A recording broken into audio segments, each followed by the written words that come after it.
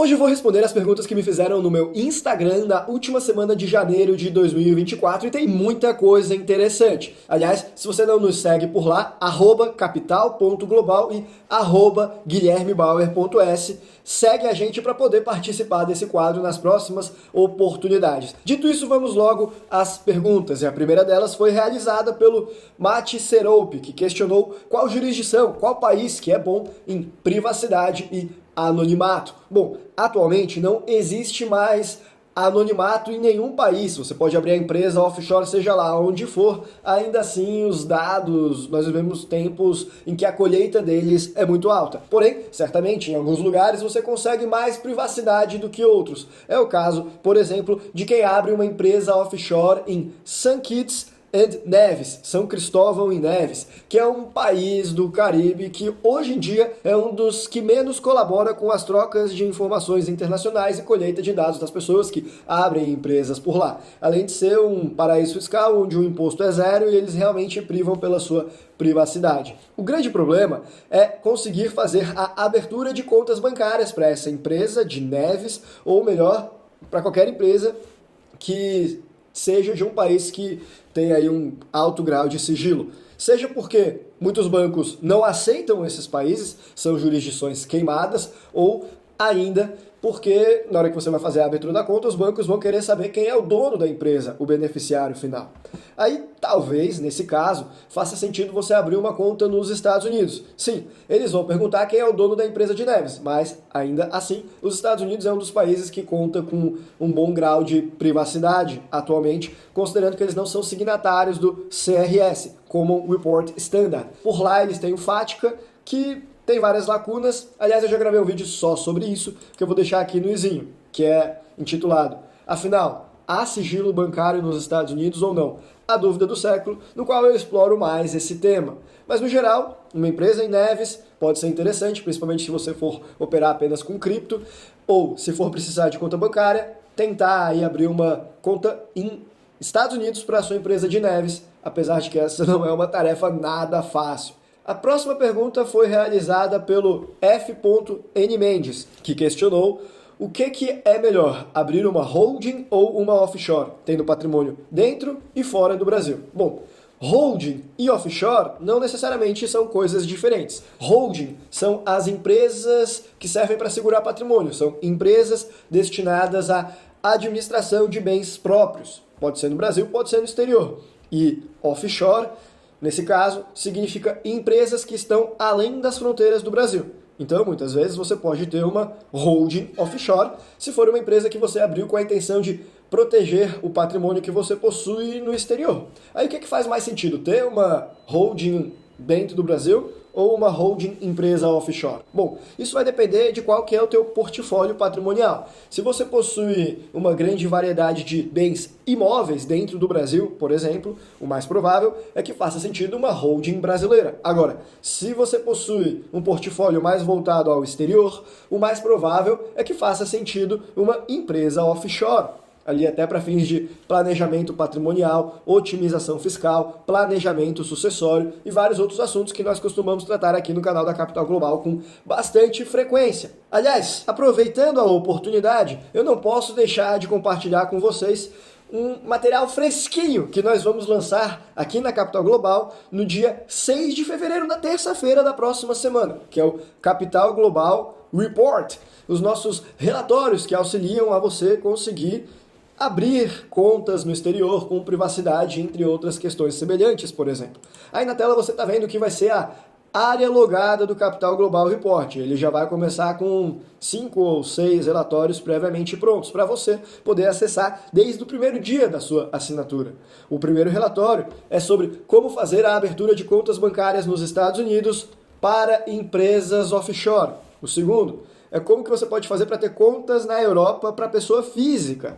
Sim, muitas pessoas têm dificuldade em conseguir fazer isso sendo residentes fiscais no Brasil ou ainda sem ter um passaporte europeu, mas elas muitas vezes precisam dessas contas para poder fazer uma viagem ou um negócio, ou mesmo para guardar o dinheiro em lugares mais sofisticados. Também vai ter um relatório sobre como ter conta na Europa para empresa offshore, não só para pessoa física, sobre como abrir conta bancária para empresa offshore no geral, como investir em imóveis no Uruguai, como fazer a sua LLC nos Estados Unidos, fazendo a abertura você mesmo, sem auxílio de um contador ou advogado. Esses são apenas alguns dos relatórios que nós vamos informar por lá. O conteúdo está muito bacana. Além disso, também vai ter uma frequência quinzenal de novos conteúdos que nós vamos postando nessa área logada para quem fizer a assinatura, que o pacote mínimo é de pelo menos 1 ano. Nós ainda estamos com a lista de espera, mas como eu falei, no dia 6 de fevereiro nós já vamos começar as vendas. Então se você está interessado, eu vou deixar o link com a lista de espera aqui na descrição. Voltando às perguntas, a próxima foi realizada pelo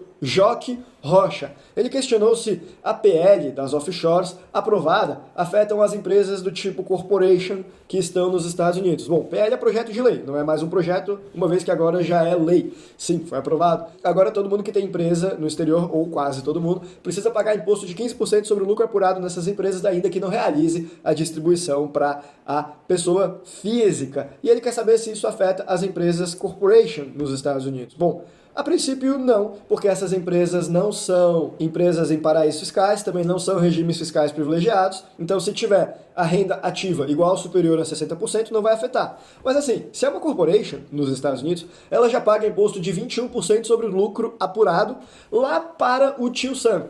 Então, pagar 15% no Brasil, considerando o acordo de reciprocidade tributária, ainda que tivesse, a princípio, assim, não está pagando 15% no Brasil, mas está pagando 21% lá, então não é afetado, mas é pior do que se fosse uma empresa de lá que fosse afetada, via de regra. Na sequência, o WM Neto questionou se, no caso da saída fiscal, ele tem que comunicar os bancos ou é bom manter o mínimo?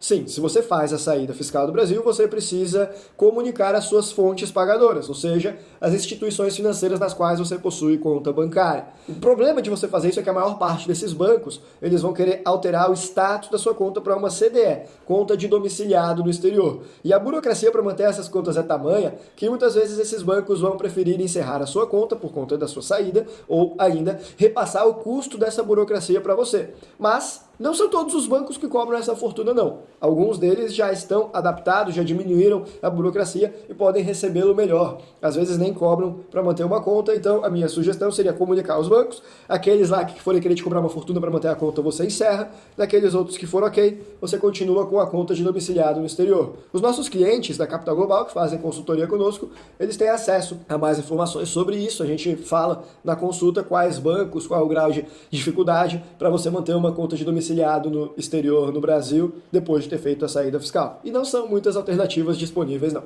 O Edu Queiroz, ele questionou se ele pode usar a redução de capital social para retirar os lucros de uma LLC sem pagar os 15% de imposto sobre o lucro apurado, aí da nova lei das offshores. E, olha, se você está retirando o lucro, é porque a empresa apurou o lucro. Se a empresa apurou o lucro, tem que pagar os 15%, independentemente de você fazer redução daquele dinheiro que anteriormente você fez no aporte de capital da empresa. Mas até dá para fazer uma manobra contábil aqui, um pouco heterodoxa. Eu não gosto dessa ideia, mas sim, eu sei que vão ter algumas pessoas que vão fazer. Se for para fazer alguma coisa nesse sentido, bom, não estou dando meu aval aqui, mas talvez fosse mais interessante que você fizesse uma retirada como uma quitação de empréstimo. Então você enviasse o dinheiro para a empresa como se estivesse fazendo um empréstimo para a empresa usa esse dinheiro, depois ela acaba tendo um lucro e ela manda de volta para o Brasil como quitação do empréstimo, uma parte. Talvez você tenha mais respaldo jurídico e contábil para fazer uma alegação nesse sentido. Mas, repito, essas são soluções que não me parecem ser as mais interessantes para você conseguir fugir da lei das offshores. Pode ser que tenha coisa melhor por aí. Aliás, lá no nosso serviço de área de membros, vai ter um relatório também exclusivo no qual nós vamos ensinar como que você pode fazer para não ser afetado pela lei das offshores. Ele também já vai estar disponível provavelmente na próxima semana, mas como eu falei, se não tiver também, a gente está montando o site, vai ter alguma base já inicial, que vai, né, nesse primeiro mês, então, os relatórios eles virão com uma frequência maior, e depois a gente vai continuar fazendo novos relatórios em 15 dias, certo? Então a partir do dia 6 de fevereiro já pode assinar lá e esperar que certamente esse vai ser um dos primeiros relatórios que nós vamos divulgar por lá. A gente está correndo aqui para conseguir lançar esse produto e eu confesso, eu estou bastante entusiasmado.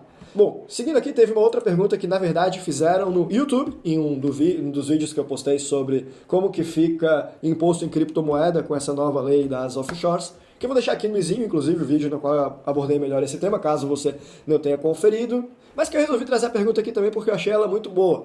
Basicamente, ele pergunta se uma pessoa que comprou as criptos em uma exchange no exterior, pergunta do Zorildo. Mas, posteriormente, ele transfere essas criptos para uma corretora no Brasil e vende dentro dessa corretora brasileira, vai se enquadrar nas regras de tributação de cripto para vendas no Brasil ou nas regras de tributação de cripto para vendas no exterior.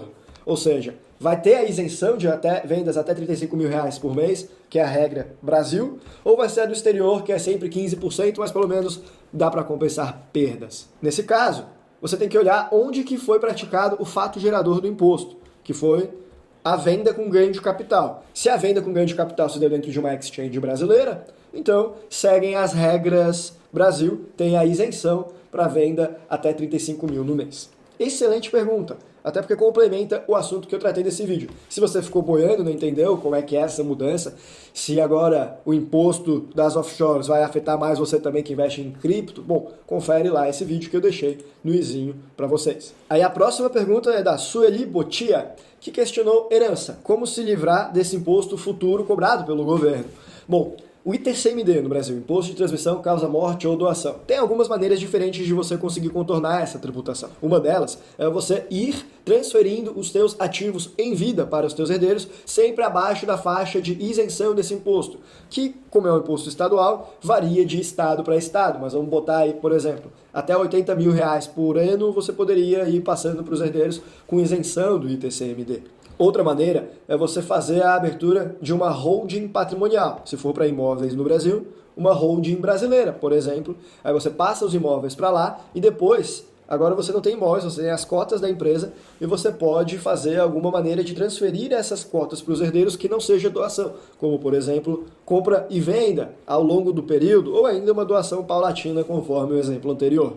E se tratar de uma estrutura com holding offshore, para ser dona de ativos no exterior ou mesmo da holding brasileira, bom, não há imposto sobre herança de bens móveis no exterior enquanto não houver lei complementar federal que regulamente isso. Está garantido na Constituição Federal. E até o presente momento essa lei complementar federal não existe. Então, sobre cota de empresa offshore, não incide ITCMD, ainda que essa empresa seja dona da empresa brasileira, que é a dona dos imóveis. Então, se você fizer uma estrutura societária um pouco mais complexa, você consegue evitar o ITCMD. Agora, se a sua dúvida é como fugir do imposto de herança cobrado pelos Estados Unidos para estrangeiros que não moram lá, também uma empresa holding offshore pode ser uma alternativa interessante. No geral, as alternativas para você conseguir contornar essa tributação, elas vão para o caminho do direito societário. É você fazer a abertura de empresas e utilizar esses veículos para ser o dono do teu patrimônio e pensar em um plano de sucessão. Aí cada caso é um caso, precisa analisar o teu portfólio patrimonial para ver quais são as alternativas mais interessantes que cabem no seu bolso também. Giovanni Santos perguntou qual é o procedimento para fazer uma residência uruguaia, se tem que morar lá. Bom, se a sua ideia é ter a autorização para residência, o visto, a residência legal, você não precisa morar lá. Você precisa comparecer apenas pelo menos um dia em Montevidéu para realizar o trâmite de entrevistas. E aí eles vão pedir alguns documentos, alguns comprovantes de vacinas, não tem Covid, mas tem a tríplice viral, a antitetânica, faz a entrevista, depois já pode esperar um tempo, ser aceito, fazer os teus documentos de lá, é bem tranquilo. E aí para manter essa sua residência permanente não precisa morar lá, mas se você se afastar do país por mais do que 3 anos consecutivos, você vai acabar perdendo. Então, pelo menos uma vez comparece lá em Montevidéu. Aliás, tem várias vinícolas interessantes no Uruguai, pode dar uma passada também, eu não vou fazer propaganda, mas eu gosto muito. E eu sou apaixonado pelo Uruguai. Na minha opinião, é um país extraordinário. O problema é que é um pouquinho mais caro, mas sim, vale a pena. Gustavo Alves questionou se existe portabilidade de trust. Bom, aqui eu pressuponho, ele está perguntando se tem como mudar quem é o trustee, o fiel depositário custodiante do patrimônio do trust que ele instituiu. Se tem como trocar do trestie A para o trestie B. Sob o ponto de vista da legislação, não há nenhuma vedação quanto a isso. Mas certamente vai ser uma tarefa bastante árdua. Primeiro porque, provavelmente, na hora que você contratou o trestie, você assinou um contrato que deve dificultar bastante você fazer isso.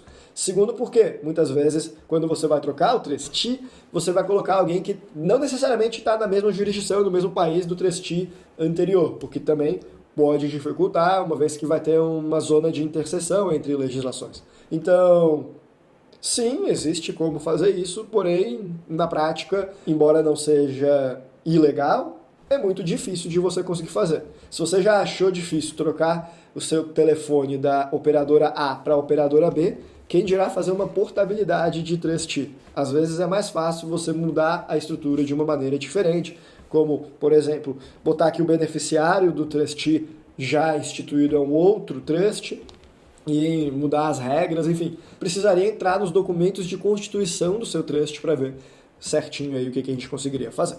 Mas no geral dá.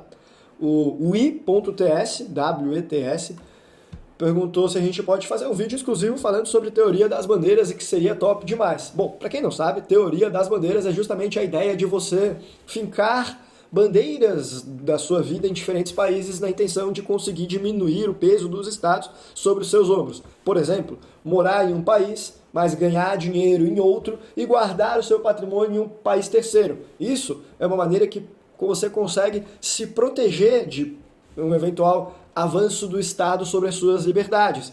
Porque se for no país no qual você mora, os teus bens também não estão lá. Se for no país no qual você ganha dinheiro, você não está lá presencialmente. E se for no país no qual você guarda os seus ativos, bom, fica mais difícil de eles chegarem a algum problema por lá, afinal, você usa aquele país tão somente para guardar dinheiro, você não trabalha lá e nem mora lá. Então, isso é só um exemplo de várias estratégias de teoria das bandeiras que você pode implementar na sua vida, que é a internacionalização.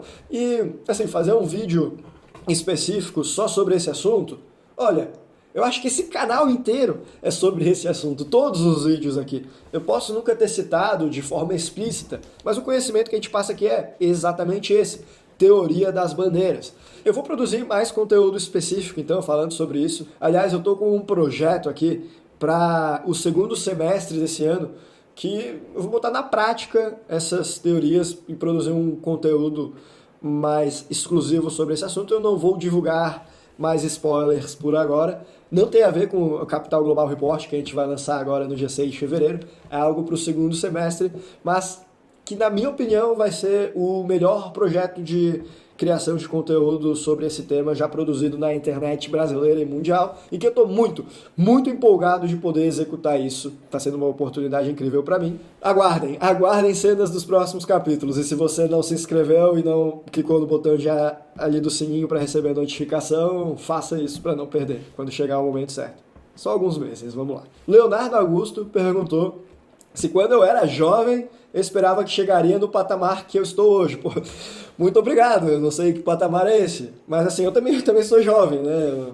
Agora me senti velho, mas obrigado pelo elogio. Eu não acho que eu tenha feito metade das coisas que eu pretendo fazer ainda, eu sou uma pessoa muito ambiciosa. Porém, se eu olhasse para mim há 5 anos atrás, eu também não imaginaria que eu já teria conquistado tudo que eu conquistei. As coisas aconteceram e acontecem muito rápido para mim, talvez porque eu dedico a minha vida para a minha profissão, eu tenho um propósito. Trabalhar é o meu maior hobby, a produzir conteúdo, ajudar as pessoas a otimizar a vida delas de forma fiscal através da internacionalização, é uma missão de vida. Então, quando a gente é o dono do próprio negócio, o protagonista das nossas escolhas, se torna empreendedor e apaixonado no que faz, não importa o que seja, eu acho que a pessoa vai longe. Se eu fosse apaixonado, sei lá, em produzir aro personalizado para carro de corrida e aquilo fosse meu foco de vida e eu dedicasse, eu acredito que também ia acontecer mais rápido. O problema é que as pessoas vivem a vida no modo automático e aí quando vê, demorou demais para fazer alguma coisa.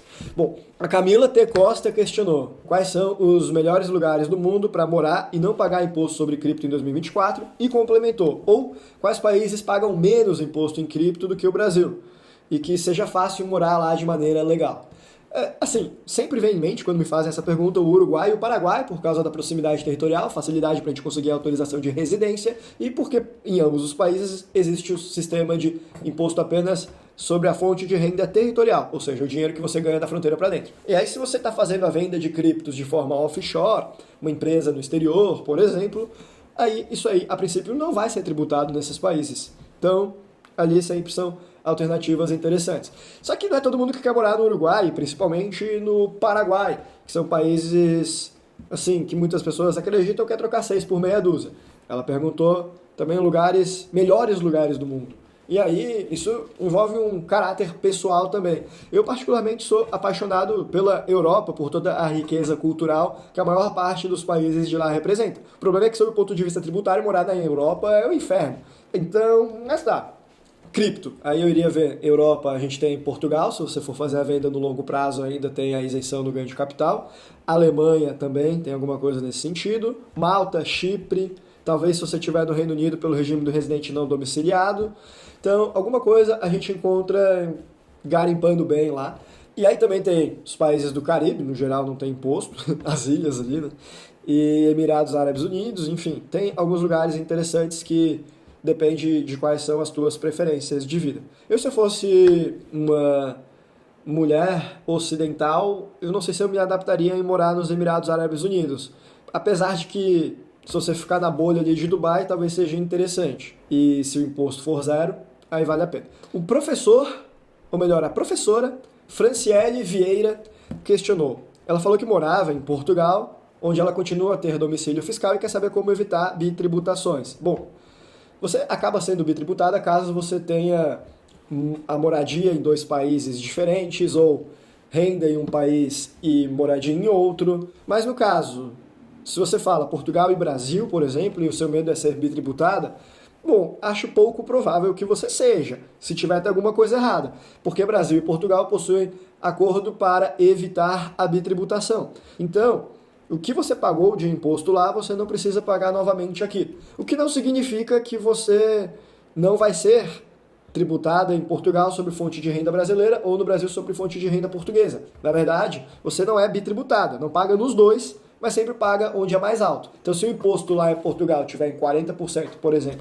e no Brasil estiver em 30%, só para exemplificar, e aí você já pagou 30% no Brasil, continua sendo residente fiscal em Portugal, tem que complementar lá e pagar mais 10%. É como se você estivesse pedindo uma pizza de 2 sabores, você acaba sempre pagando o valor daquele sabor que é o mais caro. O Ítalo Mansur perguntou como que eu me prepararia para o grande reset, se é que ele realmente vai acontecer. Bom, o grande reset é aquela ideia do Fórum Econômico Mundial, entre outras pessoas da elite aristocrática mundial, que eles querem que você não tenha nada, mas que você seja feliz, que eles pretendem relativizar a propriedade privada, fala assim, o mundo deu errado, então vamos reiniciar tudo, mudar totalmente de forma rápida a forma como nós estamos operando. Olha, eu não sei, nunca pensei como que eu conseguiria me preparar para um evento tão abrupto e devastador como eles querem aí com essa agenda, que sim, não é teoria da conspiração, é explícito já que eles têm esse interesse.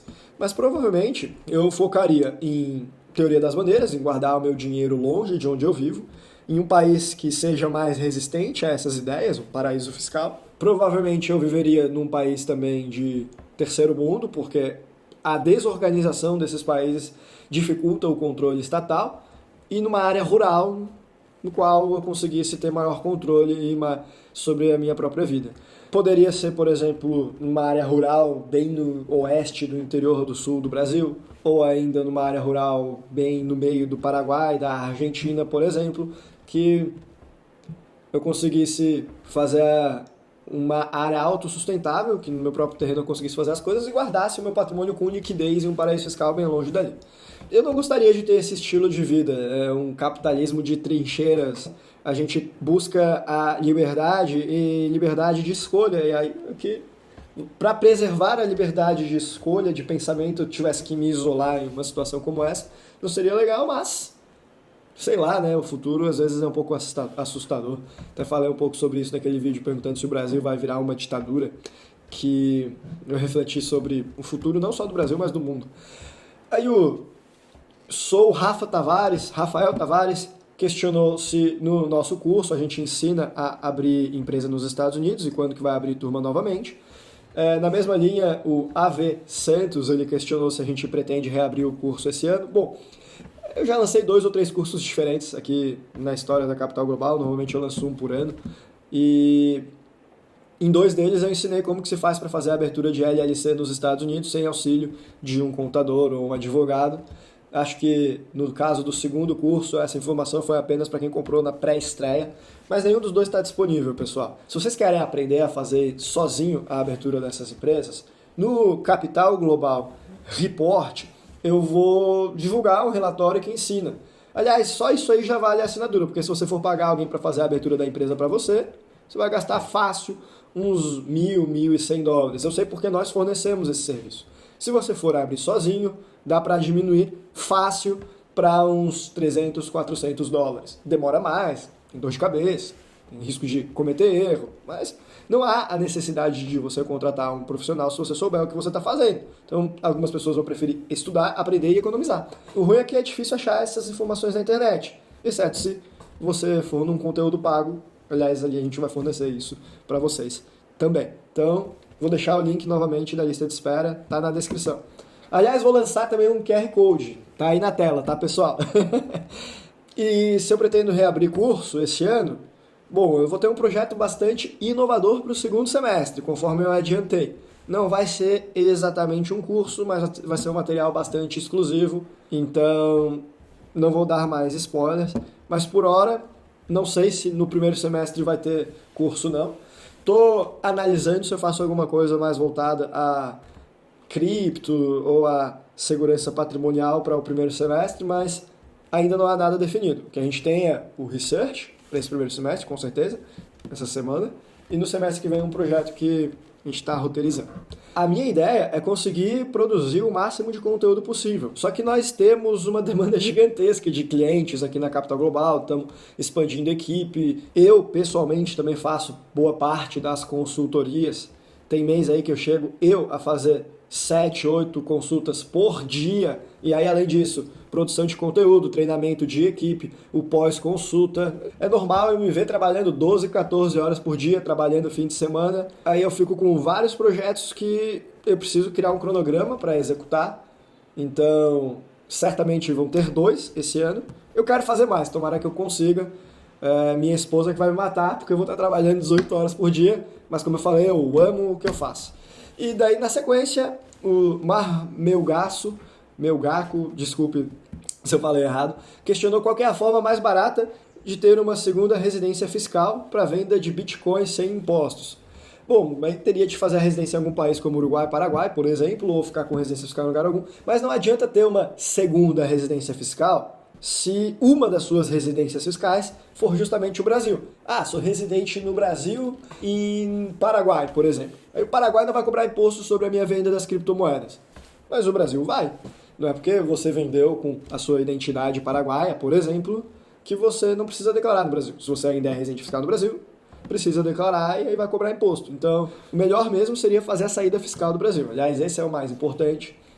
Ter residência fiscal em outro país acabaria sendo uma consequência de passar determinado período lá, mas a princípio até daria para ficar como residente fiscal em um lugar algum durante um tempo, uma fase da vida que fica no limbo, e aí vender as criptomoedas nesse momento. O Dr. Edson questionou, se ele sacar Bitcoin da Ledger e enviar para a BIPA e depois para a conta corrente, ele vai pagar impostos? Eu não sei o que é BIPA, Edson, pelo menos não me veio à memória agora. Sim, se você sacou Bitcoin para conta corrente, então você transformou Bitcoin para dólares ou para reais, e se tiver havido ganho de capital nessa operação, tente fazer o pagamento de impostos sim. Aliás, se você é residente fiscal no Brasil, precisa pagar imposto inclusive sobre permuta de criptomoedas, mesmo que você não saque para reais se você tiver apurado um ganho de capital lá, o que é insano, diga-se de passagem. O Marcelo questionou se conta na Wise Brasil ou similar pode ser confiscada pelo governo do Brasil. Bom, pode, né? Se tem um processo, eles acabarem notificando ali a Wise, dá para fazer. Agora, certamente, é muito mais difícil que eles congelem a sua conta na Wise da vida, que não está vinculada atualmente ao Sisbajude, que é o sistema que o juiz consegue congelar em um clique, do que numa conta num banco tradicional brasileiro. Então, você tem um pouco mais de proteção, mas, sim, não é uma proteção absoluta. Toma cuidado com isso. Algumas pessoas elas ficam muito confortáveis quando elas percebem que o dinheiro ali ficou de fora de um eventual confisco ilegal. e depois acaba chegando lá mais perto. Então, é um pouco mais seguro, mas ainda não é o ideal, certo? O Ricardo falou que mandou um direct, não vou mandar aqui na tela que ele botou o WhatsApp, pediu para entrar em contato. Bom, eu repito em todos os vídeos, a gente recebe muitas mensagens aqui e quem cuida do meu Instagram é a equipe de marketing. Quem cuida do agendamento de consultas é a minha secretária. Então, não é o ideal entrar em contato pelo meu Instagram, pelo Instagram da Capital Global, porque provavelmente isso não vai ser visto e não vai ser respondido, pessoal. Não é por mal, é porque a gente realmente tem uma procura muito grande e aí a gente precisa concentrar para conseguir dar conta dessa demanda e não desperdiçar recursos. É por isso que eu sempre falo nos vídeos que os contatos são por meio do nosso e-mail ou ainda pelo site, e aí a gente consegue atender com uma maior acuracidade, se é que essa palavra realmente existe, mas acho que sim. O MT Guimarães, acho que é Matheus, questionou como que faz para me ter no ciclo social de amigos. Bom, não sei. De repente, se a gente se cruzar aí em um restaurante, em algum país, em Florianópolis, no Uruguai, na Europa, e bater o santo a gente fica amigo. Essas coisas são um pouco aleatórias. Tem clientes que viram amigos também, de tanto que a gente faz consulta junto. Então, eu não sei, mas eu sou uma pessoa fácil de fazer amizade. Eu tenho uma opinião forte, de fato. Então, se você pensa muito diferente de mim, algumas pessoas não gostam de mim, mas quem não se importa com a minha opinião forte ou concorda com ela, eu sou uma pessoa bastante sociável. Difícil é ter tempo para cultivar amizades. Bom, com essas belas frases eu termino o nosso vídeo de hoje. Mais uma vez, não deixe de conferir Capital Global Report. Um abraço e até a próxima. Link na descrição. Tchau, tchau.